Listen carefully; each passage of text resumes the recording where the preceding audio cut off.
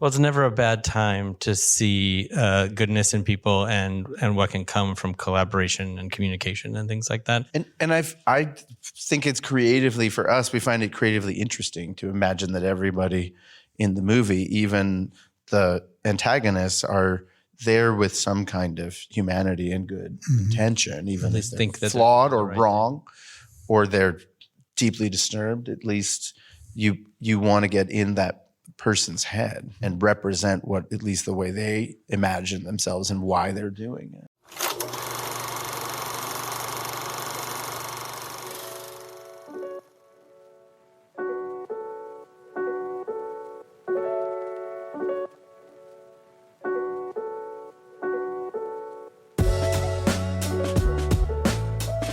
Hello, and welcome back to The Director's Cut, brought to you by the Directors Guild of America.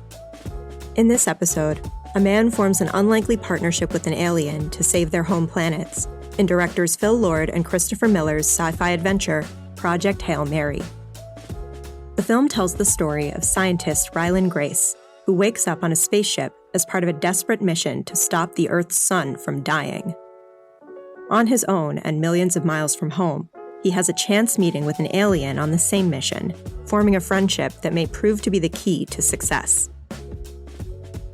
In addition to Project Hail Mary, Lord and Miller's other directorial credits include the feature films 21 Jump Street and 22 Jump Street, the animated features The Lego Movie and Cloudy with a Chance of Meatballs, the pilot for the series Brooklyn Nine-Nine, and episodes of the series The Last Man on Earth.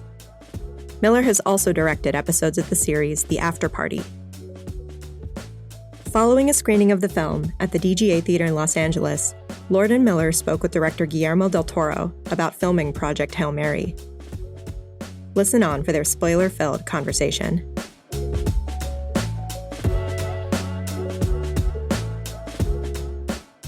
Happy Sunday. Happy Sunday. I'm very sad the movie is not doing well. But here we are, supporting it. I wanted to talk, first of all, one of the things that we've always had a commonality in. Obviously, we love the medium of animation, we love effects, and we love all this.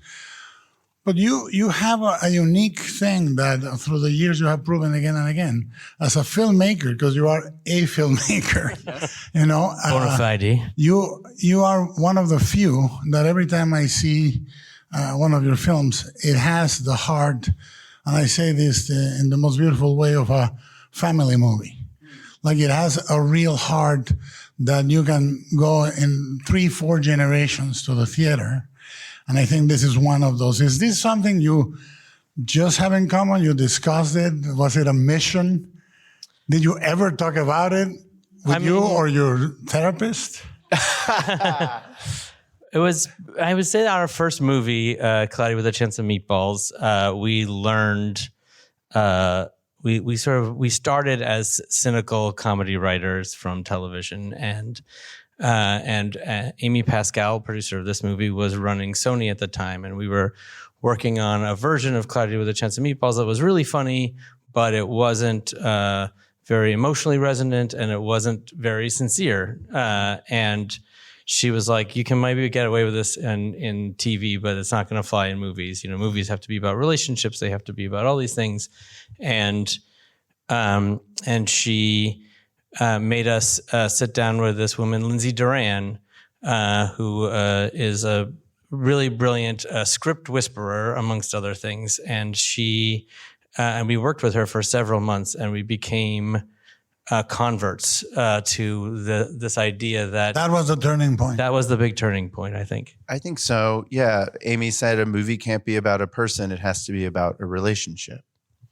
And so all of our films are about that. And it meant that we had to rethink all of our writing, all of our filmmaking in terms of the emotional storytelling that was on screen. Like, if you see our the kooky Spider-Man movies that we produce, there's all this zipping around. But the thing that makes people really pay attention are scenes of people in rooms talking and being kind to one another. Like, one of the things you learn is that it is more spectacular. It's not spectacular to watch people in a fight. We know what that's like. It's spectacular to watch people try to get along. And that's a very important distinction for us. And the other thing your question makes me think about is we've always wanted to make movies that were affirming. Yes. That were encouraging on some level. And that help you. I take it really seriously that we're in your heads for 2.5 hours. Mm-hmm. That you've allowed the movie access to your consciousness. And we hope to leave something good behind. And we hope that the movies help people imagine goodness. That's part of the job. Certainly our mission, is there you go. Do we want to spread something through this, storytelling and art? And we believe that people are at least 51% good. Depends on the poll, but yeah. Exactly. On average. On average. Yeah. If someone falls down on the street and spills their groceries, the normal thing, the regular thing is for people to go help them. It's unusual when a person's like, man, not my problem. We are, as human beings, we are empathetic. And so, that was a lot what this movie was about empathy and communication. And I think that for a movie about the potential end of the world is very optimistic. Well, because one of the things that I say is common in your movies is they are mostly populated by good people. And I think this is a rarity. And we live in a time where we have never seen so much mendacity or so much outrage of purity at the same time. Yeah. So you have a puritanical, mendacious society that can't seem to reconcile anything in the middle. And I think that now we go to the theater expecting to see a good person as a rarity that we don't encounter in our life. So, but this comes, you have it almost since the beginning also.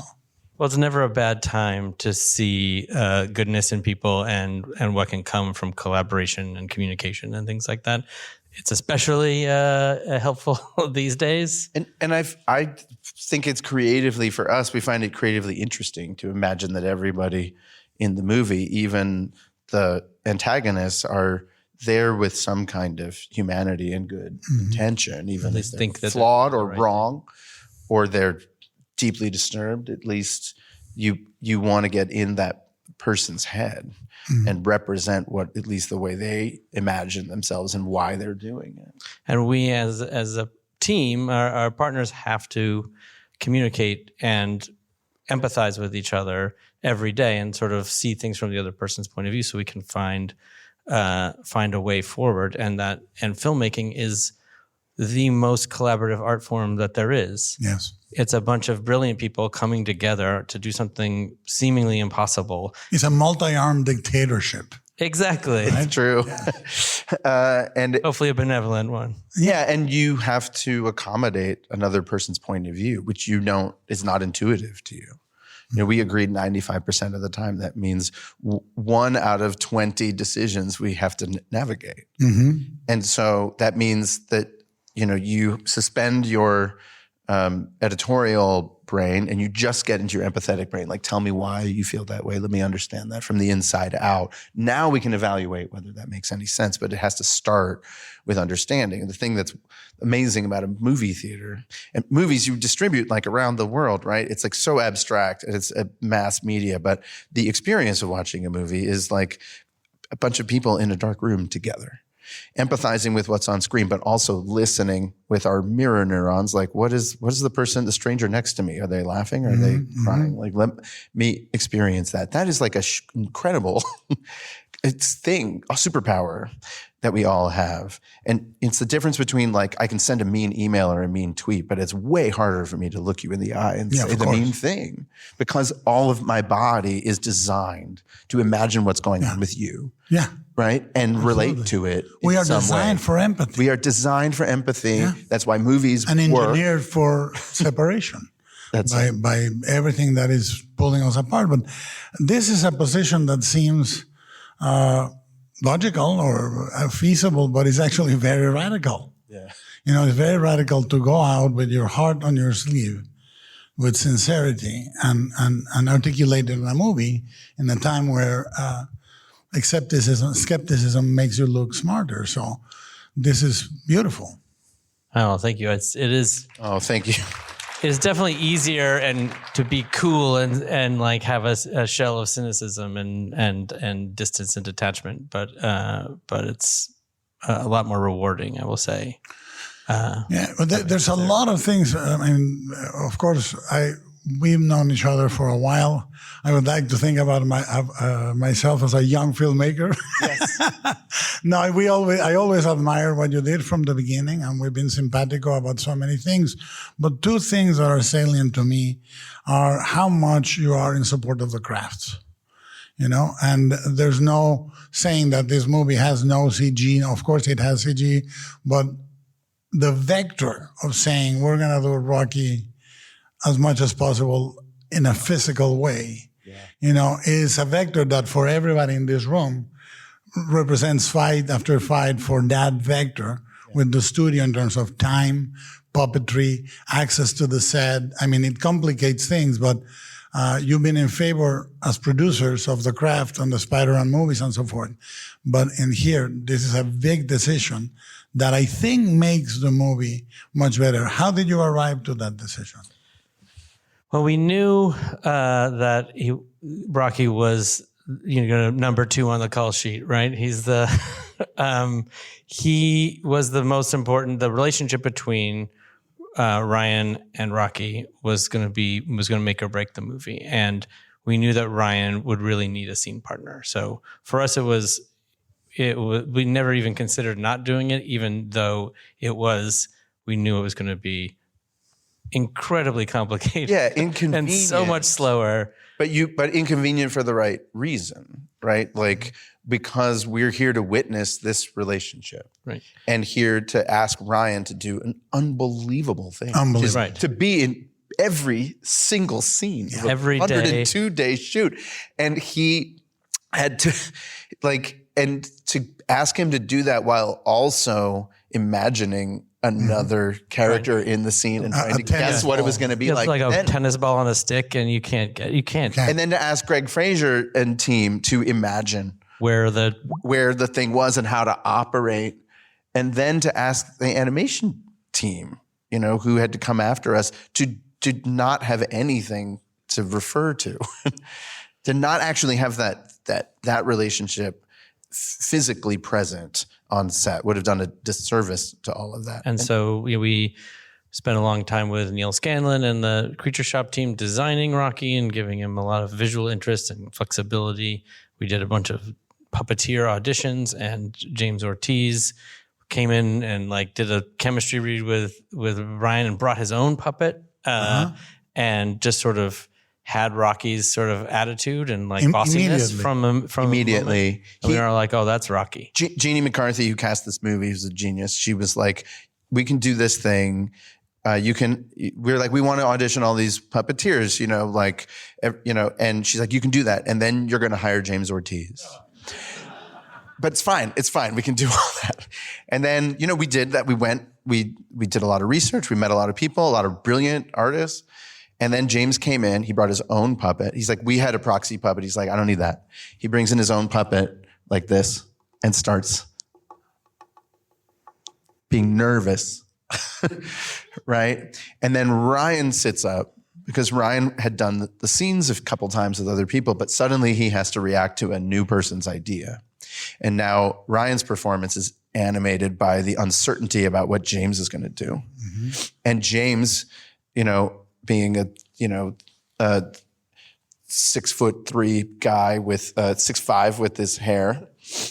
And he comes from theater. He is a puppet designer. He writes, he directs, he takes up his own space. He builds puppets. And so having someone who came from a completely different craft, another planet, so to speak, but have his own take up so much space and be Ryan's equal, just from a different discipline. That was really critical. Right. And so we had 5 puppeteers on set, anywhere between 3 and 5. So 5 puppeteers. 5 puppeteers on set. It's like, because all part of his team. yes, and they were all like dressed like ninjas, and like partially below the set, or sometimes in confined spaces. Right. All the sets are raised. Right. It's a giant Muppet movie. Yeah, Exactly. and then there's a second Rocky for the second unit, and there's a robot Rocky Right. There was an animatronic that was operated by proxy. by proxy. You could manipulate the puppet here offset, and then it mimicked in over real there. time. By a cable. It was connected by a cable that made it do the thing. Yeah, Also, but you need like the best roboticist in movies, and then they needed to wait to see if we could get motors developed that were powerful enough to move the puppet. And then Framestore did the animation, which ended up being about 50% of the time it was, and sometimes the shots in between, we just didn't get the right expression. And so we had puppet close up, then you cut to Ryan, then you cut back to a CG close up, and then back to a puppet close up. And you would never know because it was based on the photography of the puppet itself. So it was matching something exactly. So Rocky winds up being made by like sculptors working in clay, and like digital sculptors working in ZBrush, and real painters working and touching him up all the time. You know all this stuff, but it maximizes the human touch. Exactly. Right? So you have as many human artists touching the frame as possible. A production's job is not to capture efficiency, it's to capture value. Right? And the value of a movie is how hard it was to make, and how many people worked on it, and how many souls put their hearts into it. And the magic trick of like, this is a rock crab thing with no face and no eyes and no mouth. Yeah. And he has to be so expressive that you fall in love with him and go like, I would die for that rock. Yes. No, but I think that is a difference that we are inheriting from a theatrical lineage of hundreds of years. Yes. And I think there is no substitute. I mean, we were discussing this morning this and that and digital and all. I will not say the word A or I, but and I think what you don't get humanity. And second of all, you don't get a consistency on performance that evolves during a shoot between 2 performers. Exactly. And every choice in the movie is made by like idiosyncratic choice by a human. Right there. Right. Heads of departments, people in the departments.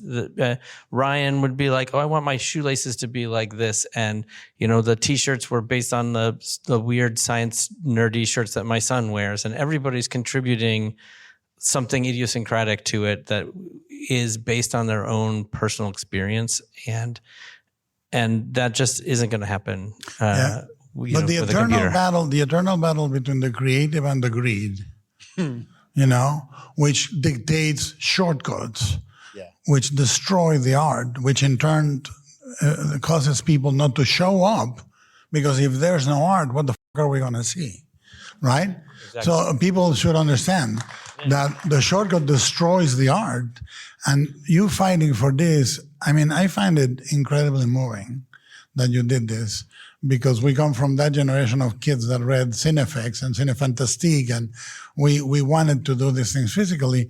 Now, the task, you are very visual filmmakers, not only in the way you move the camera and the way you articulate the language and the style of the movie, but designing that thing is extremely difficult, because it's very few gestures, quote unquote, sculptural and color-wise and translucency-wise. You want to talk about those gestures you did, because it's so beautifully designed. Oh gosh. I mean, it just was it was the first, you taught me this, the first call is to the designer. Yeah. So the minute we started to do the movie, we brought in artists to start imagining Rocky, and we did a zillion versions, and we designed him. It took 1.5 years. And it meant that we spent a lot of time trying to figure out how we would project personality onto him and what shapes to use. We never, ever, ever considered like, oh, give him eyes or a mouth or any of that. We were like, oh, our superpower of projecting personality onto an inanimate object, that's going to do it. And it's also, he's not going to be still. He's going to move. So his behavior, his shrinking, him stepping forward, that's going to bring him to life. Not like, his eyes staring at you in the uncanny, from the uncanny valley. We would always say to people who are skeptical, like, Pixar made you care about a desk lamp, right? It doesn't have a face. It's just how it moves. You're going to be fine. And then plus we're going to have the benefit of a voice halfway through. But we wanted to give it all sorts of details. We theorized that they would have like carvings on their body, like tattoos, and that every part of his body would tell a story of his culture and his existence. And so we came up with all these things. He has a house tartan that his front legs have. When he says hello, he does that. Yeah. And that's a shape. And we were like, oh, there's the river where his family were born. And on the other side of the river, that's the village. He has like a mission patch on his shoulder. He has like a ruler for his engineering work on his inside of his arm. He has all these different things all over his body that give like implied culture that never get explained. We even put this sort of like birdsong texture on the inside if he could rub on. We didn't know where we were going to use it, but we just said, well, at some point he's going to do this and it'll be something. And then that all these decisions should be driven by storytelling, and that every single meeting with every department head is a story meeting. So when the job is done properly, we're all sitting there talking about Rocky's soul, not like what color should he be, but like what's he made of? Why? What's his planet like? What is he? Is he like, oh, he's an engineer. Maybe he's low status on the ship, right? And so when he first meets Ryan, he's like nervous because he's pretending to be the captain. Yeah.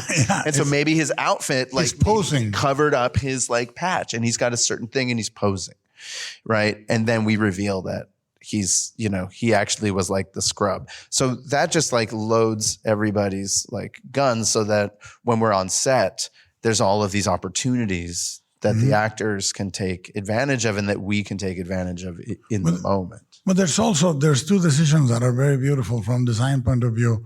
One is the decision to do certain areas sort of translucency. Yeah. There is like these quartz areas that are now translucent that your eye doesn't stay dead on a shape, stays on a silhouette.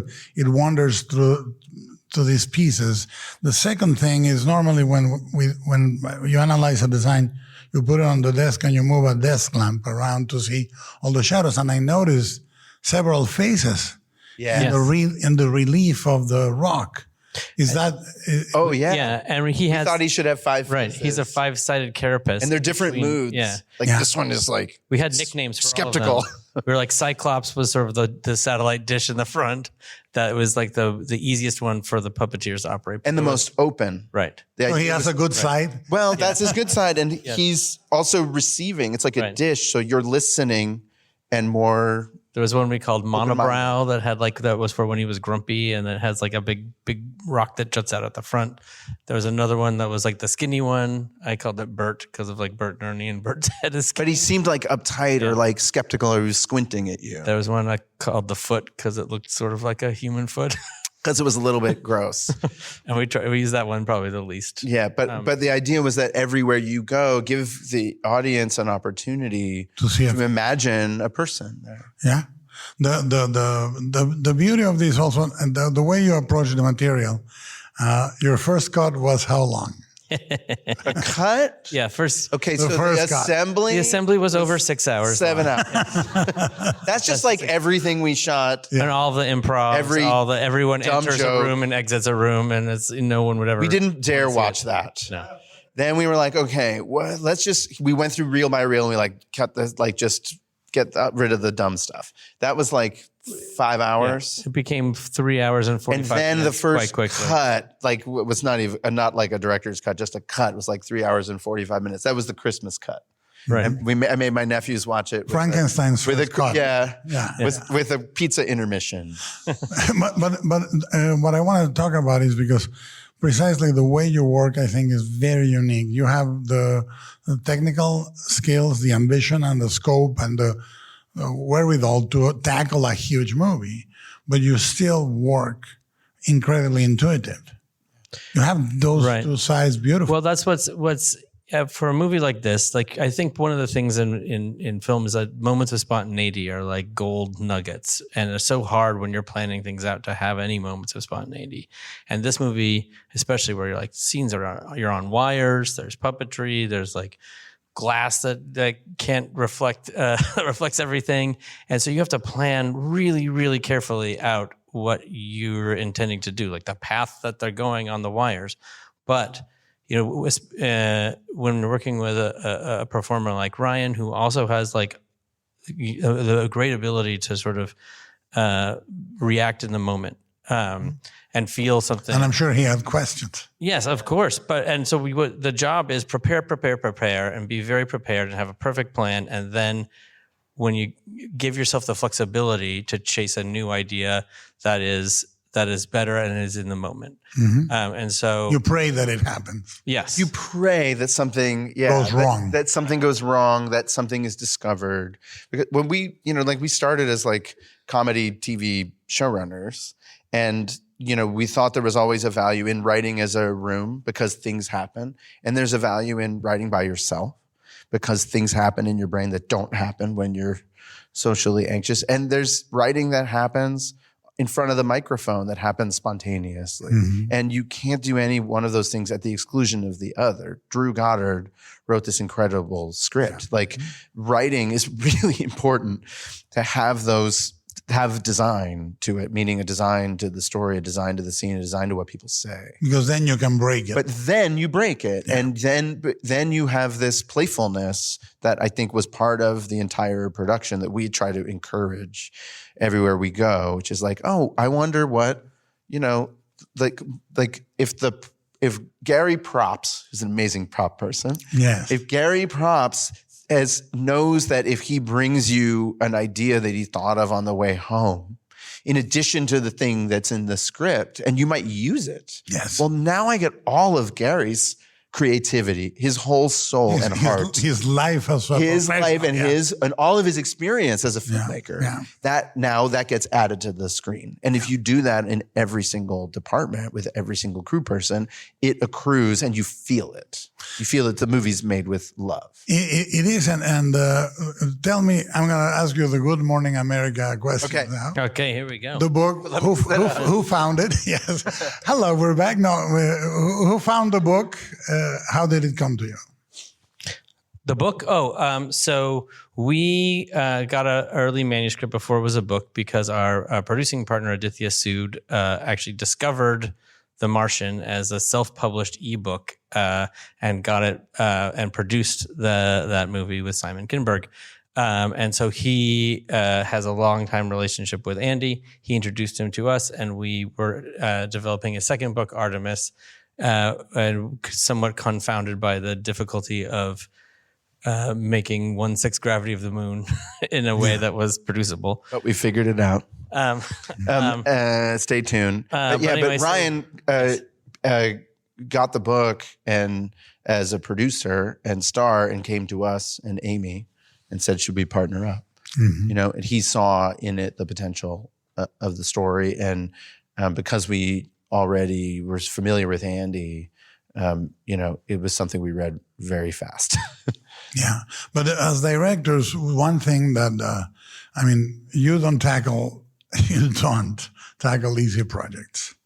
No, if I can get anyone else to do it, it's my dream. I'm gunning for my own obsolescence. But when it comes to you, this is a commitment of how many years? 6 years ago. We got the manuscript 6 years ago. And I think reading in my kitchen until like 4 a.m, going like, how emotionally invested I was in the story and what a roller coaster of feelings that I had, and knowing the challenge of a faceless rock creature being the second lead of the movie was really exciting. And then there's the twists that happen at the end where it turns out I was like, oh, obviously he volunteers to go at the end, and to find out that he didn't, and that he was a coward at the end was such a narrative slap in the face that I loved. I was like, oh, there's a lot of interesting stuff happening. But we do it because it's hard. Exactly. That's the fun. But if it was easy, you'd be like, But there's two things that are really interesting. Both of the guys are ultimately, they ended up commanding this thing by accident. Yeah. Right. Him by default, Right. of surviving the air and Rocky, God knows if he was in the mess hall or what. Sure. That's why we can relate to it. Yeah. Right. Because we are in these jobs by accident. Right. I don't relate to like the hero who's like has no fear and is just like Mr. Awesome gonna dive into the burning building because they're in their heart has no vulnerability. Like I much more relate to the person who has a lot of insecurities and fears, but then overcomes them anyway because they have to. Yeah, we made a very expensive movie about social anxiety. Now, the first thing you tackle, because you have the star/producer there, you tackle the screenplay and design immediately. Yep. And We called Drew. Drew was our first call. He was a longtime friend of ours, and he had adapted The Martian, and so we knew that he was he had a shorthand with Andy also, and so we were like, we've been wanting to work together for a decade, and so he was busy, and we're like, we'll wait 6 months for you because you're the right person to do this with us. And then we were, we called our friend Neil Scanlon from the Creature Shop team was the next call. And Neil is key to this. Oh. Neil is key. Neil is like a total legend in creature design. We had worked together before, and he has the right soul to do it. He's not just a technician. He loves this stuff. And we knew he would love the idea of trying to create, a puppet with main character energy, right? And to not be just in the background, or in one shot, because a lot of times you'll put all that work into something and it'll be like a one gag. This is like a whole movie, right? All that work becomes such an important part of the story. And the whole shop was so thrilled to be part of it. Now they're telling me we got to wrap, but I want to say that your movie is a miracle. And I really, the first time we saw it, I think that people know when the people making the movie care. And care enough to give it more than half a decade of their lives, and care because the craft is there and they're protecting the craft and they're protecting the emotion and the actors and the sets. They all have intention. Everything in the movie has intention, as do all of your movies. And I want to thank you for being here and giving us a great Sunday. Thank you. Thank you. Thank you very much. Thanks for listening to another DGA Q&A. The Director's Cut is available wherever you listen to podcasts. And please share, subscribe, rate, and review. We'd love to hear your feedback, and you can help fellow film buffs find the show. Thanks again for listening, and we'll see you next time. This podcast is produced by the Directors Guild of America.